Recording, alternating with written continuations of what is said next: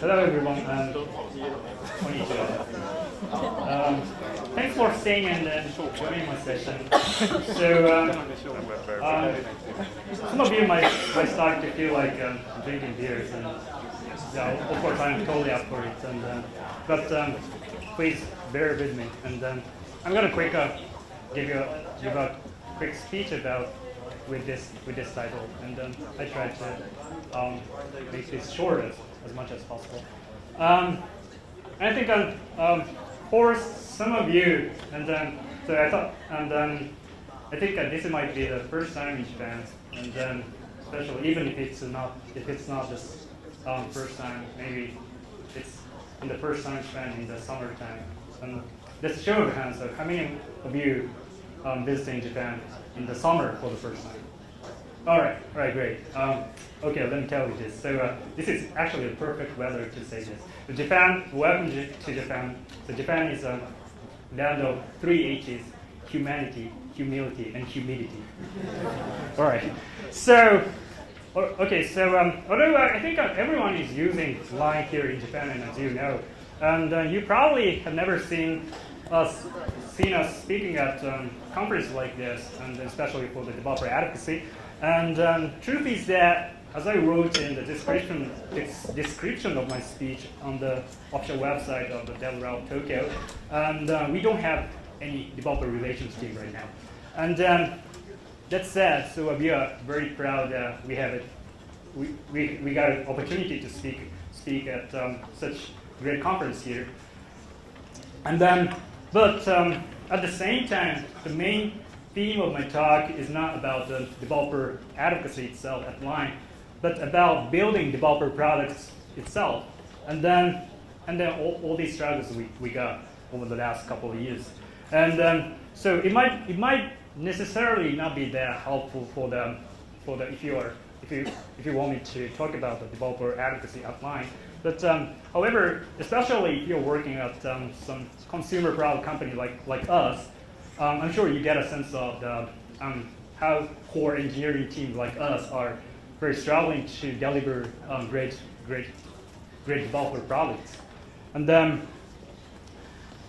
okay, so all right, so I didn't explain the course of my talk. Anyway, it's okay. So all right, moving on. So by the way, so my name is Ryohei Miyota, and I'm a product manager for the developer products at Line. And yes, so Line ID and Twitter ID is the same, so Joe Solen. So if you want to know the mystery of this handle, I can explain later over the years. And then, so this is my Twitter's avatar and Line's avatar. And so every time I change my picture of Twitter, I always choose the horse. But so that said, I can't eat horse meat, or rather, so the only food I can eat in Japanese food is horse meat. But so it's okay. So I know it's tasty. So anyway, so I recommend you to try evil, especially in the summertime. So my main assignment is around the backend core services, and also the web logins and the user profiles and native SDK, etc. And then so our messaging API and bot API is not included in my assignment. So that being said, so I'm not a bot guy, so I'm sorry. Anyway, so prior to Line, so I was working at Twitter as a developer advocate. So so many of you know my previous colleague and me myself. So so to give you a little bit about what is Line. So okay, so we started about approximately 6 years ago, and we are a dominant messaging application in Japan. And not only Japan, outside Japan, we have pretty large and decent amount of the share in the countries like Taiwan and Indonesia and Thailand. And so with all these 4 countries, we have about 169 million users. I cannot be wrong with these numbers. So and also we have about engineer centers across these countries, and we currently have we got 7 engineering centers in total. And So what's unique about Line is that we are not, so Line is kind of a Japanese version of WhatsApp or WeChat, but what's very unique about Line is that we're not only the messaging, and we actually have dozens of the applications on top of Line, or rather, I should say, on top of inside the Line itself. So we are dividing these applications into 3 platforms. And it's shown here. Actually, at the center of it, our messaging platform, and then probably most of you are familiar with. And then on the left-hand side, so we are calling it the content platform, which is so gaming applications are there, and those are news applications are there, and also comic books are there. And on the right-hand side, so we got a live infra platform, and which includes products like a Line Payment and then Line Mobile and then whatsoever. So actually, so this is just a list of a fraction of consumer applications that we have, and it's actually just a tip of the iceberg. So, but important there are 2 important facts. So, is that first we're not churning out these products, but we got a pretty great share in each category of applications. For example, news is probably second biggest news application in Japanese market, maybe, and music is also pretty big, and the manga, that's comic book, and I think we have our market share is topping in this in Japan. And then one more important fact is that most of these applications and the content within them are closed within our internal platforms, or just or closed between we and only close business partners at the best, and then so not offered as a form of some open APIs and SDKs and stuff. And so you can see this. You can see the opportunity once we make them available to the general developers. So to show you our bit about our developer products, so these 2, so login profile and also messaging API. So that is a bot API, and these 2 are the only APIs we have. Only available public APIs, and probably you might wonder why we only have two APIs, and then like, but the truth is that we have much more. Like I bet probably you've never seen these APIs before, but we have the API like beacons and the payments and the lines point and the extended profile, and the social graph API, and then special sticker API, and then SDK for the inside line, so that's web application SDK, and also native game SDK, and more. And then, but the difficulty is that most APIs are partner APIs or not open publicly, and then surprisingly, our Dbubble portal itself used to be just partner only, and then we made it generally available without any significant changes only a couple of years ago, and so in that sense, I think we are arrogantly violating all the lessons that everyone is talking about today, and we really need to fix the situations to spread our platform more globally and scalably, and the reason why is that so this is closing distance. This is our visions of our company, and we really want to close the distance between you and me, and or you and you, or you and some things. Not only the people, but also the content and informations and etc. And but the thing is, so how do we do it? So I think we got a great job in the messaging platform area, and but however, obviously, so it is impossible to closing the gap between everything just on our own, and then moreover, not we just hate it because it's obviously it's not scalable and smart enough. And then so we are trying to open the platform more to to close the distance between everything. And then but the thing is, and the problem is that how do we open them? Because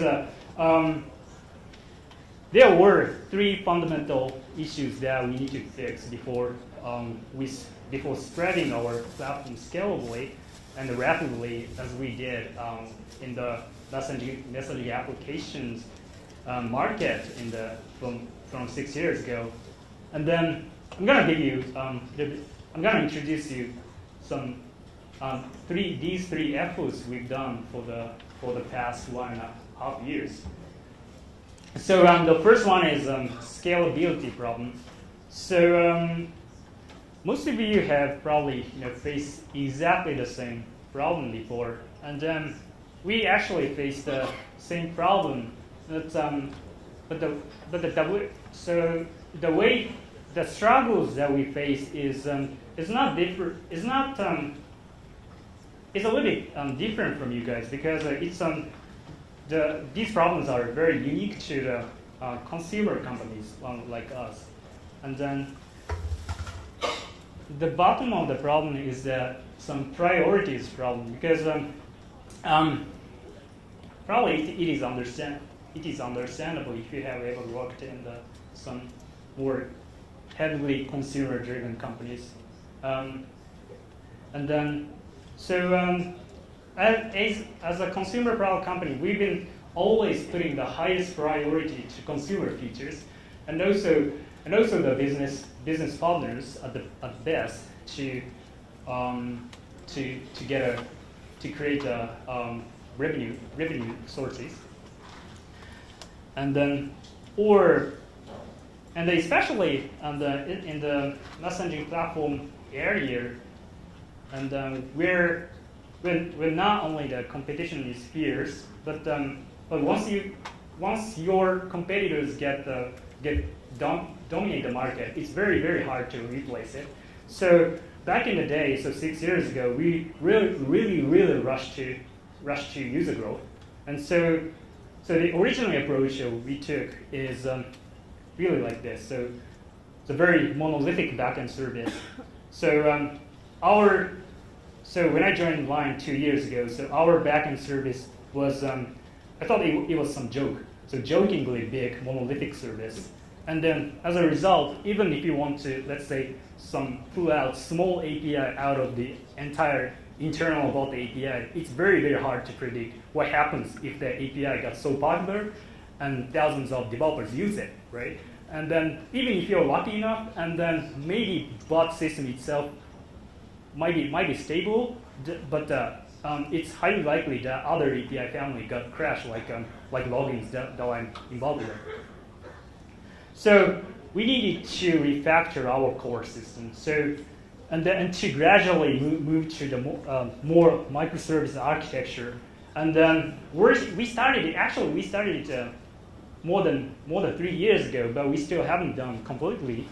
And then during the course, luckily we built a few framework like this, and one of which, so Armeria, which is an RPC library, which is open source, and also recently we built a private cloud on top of OpenStack, and we might be open source in the future. And then to illustrate what it was like in the past, and there used to be a very big, dauntingly monolithic service which is called the channel gateway, where there were about channel gateway of the code base was more than 100,000 lines, and but it's pretty weird because it's called the channel gateway, but the reality is that all the API service and the API logics are inside it, and even the Redis cache is locally stored. And then, so when I first joined Line 2 years ago, I still remember it took me more than 1 quarter or 2 quarters and then finally understand, okay, this is not a gateway.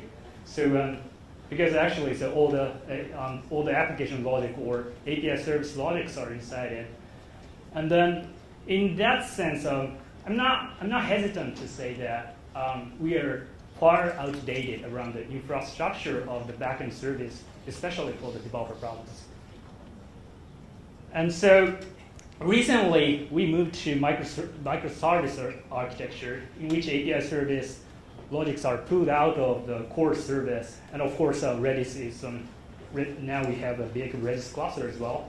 And then as you know, in the microservice architecture, there's before you send a request to each services, we build an API gateway that's on top of Spring Boot, and we might open source it to associate in the very near future. And good example is that, so just a couple of days ago, so this week and maybe Wednesday or something, so we started to offer payment API to money forward team, and then now you can now from your money forward applications you can associate your line pay account, and then that's what we did with this new architecture, and then so. But it's still, again, the partner API, but we might be open to open it widely, so very soon. And then I'm not go deeper into our system anymore. And but if you want to know more, please come to join our Dbubble conference in the late September this year. So second issue was our development style itself. So the way we package and release our developer products were super disorganized. And as I said, we ourselves is not an API company. So as such, the way we open the new API is let's say if there is such application like this. So there's a line for iPhone applications, and then so if there is some certain new feature, and then maybe if there's a good business sense, we open it as an API within some API family. So let's call it API family A. But that's just reasonable. Probably just that's a normal way to do it. But as I said, we got dozens of applications that in the previous slides that I showed you, and the random team, like there are so many applications team with no legitimate process to package their components into some API families, and that they think suitable. But these are some of them are, or most of the times their API paths and then some interfaces are arrogantly violating the general rules again. So unfortunately, side effect is this like this. So inconsistent API behavior. Actually, I think my previous colleague often said that minimum requirement of the great or some decent API is to behave consistently, but again here we are arrogantly violating it. So we used to violated it.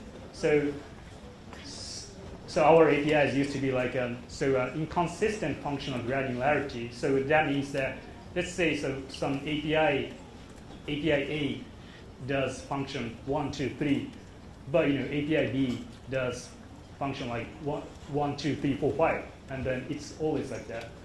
And then also there was a name and the path conventions are always inconsistent. And then finally, this is something that we are not proud of, but there were dozens of mysterious magic numbers which even internal engineers like me cannot understand. So So for a few quarters, or almost 1 year, I investigated and fixed the bottleneck, and and found out the root cause of the disorganized development stylist and the disorganized engineering team. So now we got about 7 development centers across Asian countries, and then dozens of engineering teams. And then it was almost impossible to be on the same page to deliver consistent developer products with the consistent behavior. So what we did from this year is that we drastically reorganized the entire team, most of which are now reporting to SVP of the engineering. So and I'm one of these guys actually. And then so this might be a small change, especially for our third-party developers, because our interface never changed even after these reorganizations. But however, so again, so we are a consumer company, so we cannot change the priority. But however, so you can get a bit of sense about how we are serious about delivering really good products. And then lastly, so developer relations, and finally. So we did a couple of developer relations activity like this. So let's, for example, line bot hours. If you participated in, we are very happy that the top prize was Japanese yen of 10 million. With and actually, so there were about more than 800 applicants from Japan. No, not only from Japan, but also outside from Japan. And we also did some activity like line bot caravan, where we went to some universities and other developer communities throughout Japan to show how to use our bot APIs. However, so our approach used to be like we didn't have an official dedicated developer relations team, and then sometimes people like me, so tech leads or product managers speak at some conferences, and then there was no strategic approach. So as such, probably, have you ever used Line's SDK or APIs? Okay, but cool. That's okay. So not so great, but at the same time it's great. Yeah, because if everyone raise hand, I needed to change my plot, and that's a reality, because we don't currently have the developer relations team. So even if we build a great developer products, it's very hard to deliver it to the actual developers. And so, but while we want to rocket to start our developer relations activity, but we also need to fix our product itself. And then, also how do we do it? And then how do we know where we should fix it? And then, we believe that one more important activity of the developer advocate is to actually get involved with developing the product itself. And then I think there were 2 philosophies of the developer relations team. And then, one team is maybe in some company, so developer advocates are belonging to the marketing team, but maybe in some teams they are belonging to the engineering team. So actually, who are reporting to the marketing team or business partnership team? Okay, so who are reporting to the engineering team?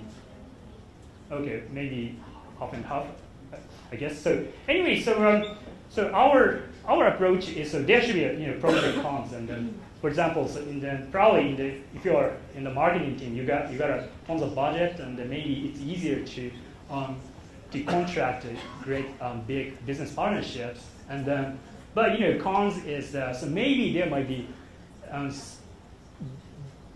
questions whether about the synergy with the core engineering team who actually build the products, and On the contrary, if you are belonging to the engineering team, maybe you get a chance to understand the implementation details, and also you have a direct feedback. You can bring the feedback directly to the actual engineering teams. But at the same time, so there might be they can't have that big budget. That might be the problem. But so our approach is because he or she should be belonging to the engineering team, and then reporting directly to our CTO, because our product itself, developer products itself, are still very immature, and then we need to get feedbacks from the developer communities, and so we decided to open this position under CTO, which is engineering team. And then also, yeah, we are hiring. So finally, to show what we did and then what we are planning to do soon. So this is our past and the future, and we just opened our API it's less than 1 year ago. So in the September of 2016, and then from this year we changed and we did reorganizations of the engineering team, and then we just opened so in July we just opened a developer allocated position, and then in September we have another we have a developer conference again, where we have a couple of announcements of our new developer products, and maybe in some point this year there is some new something. Yeah, so please be on the lookout for them. And yeah, one more great news is that I'm done. Thank you.